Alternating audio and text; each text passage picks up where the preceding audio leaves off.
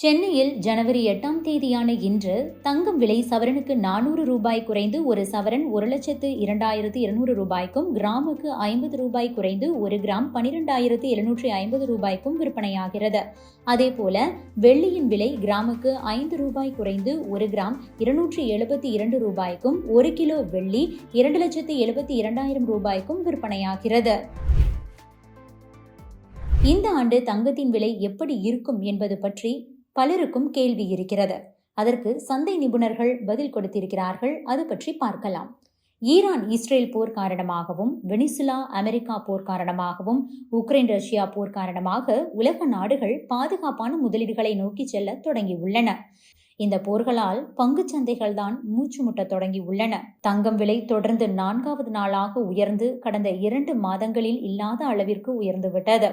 புவிசார் அரசியல் காரணிகள் மற்றும் பொருளாதார நிச்சயமற்ற தன்மை நிலவும் காலகட்டத்தில் தங்கம்தான் ஒரு பாதுகாப்பான முதலீடாகவே கருதப்படுகிறது. முதலீட்டாளர்கள் மத்தியில் தங்கத்தின் மீதான ஆர்வம் அதிகரித்து காணப்படுகிறது. தற்போது தங்கம் விலை கடந்த சில வாரங்களாக குறைந்து மீண்டும் தங்கம் கொஞ்சம் கொஞ்சமாக உயர்ந்து வருகிறது.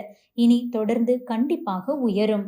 ஆசிய பசிபிக் மூத்த சந்தை ஆய்வாளர் கெல்வின் வாங் இது பற்றி என்ன சொல்கிறார் என்றால், போர் காரணமாக ஏற்பட்ட நிலையற்ற தன்மை காரணமாகத்தான் தங்கம் விலை கண்டிப்பாக உயர்ந்து கொண்டே இருக்கிறது.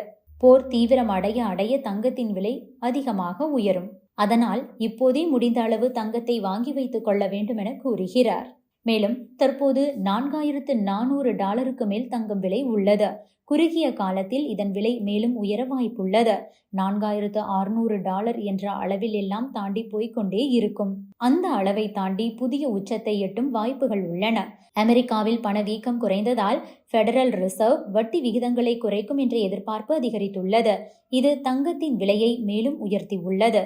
பொதுவாக தங்கம் பொருளாதார நெருக்கடி மற்றும் புவிசார் அரசியல் கொந்தளிப்பு காலங்களில் பாதுகாப்பான முதலீடாக கருதப்படுகிறது. மேலும் வட்டி விகிதங்கள் குறைவாக இருக்கும்போது தங்கம் சிறப்பாக செயல்படும்.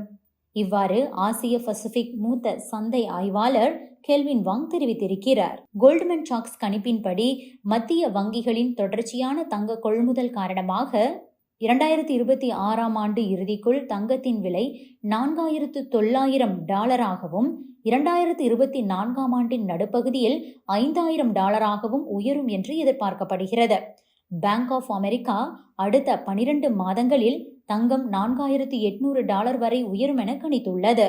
அமெரிக்க அரசாங்கம் வெனிசுலா மீது நடத்திய இராணுவ நடவடிக்கையே தங்கம் மற்றும் வெள்ளியின் விலை உயர்வுக்கு இப்போது காரணமாக இருக்கிறது.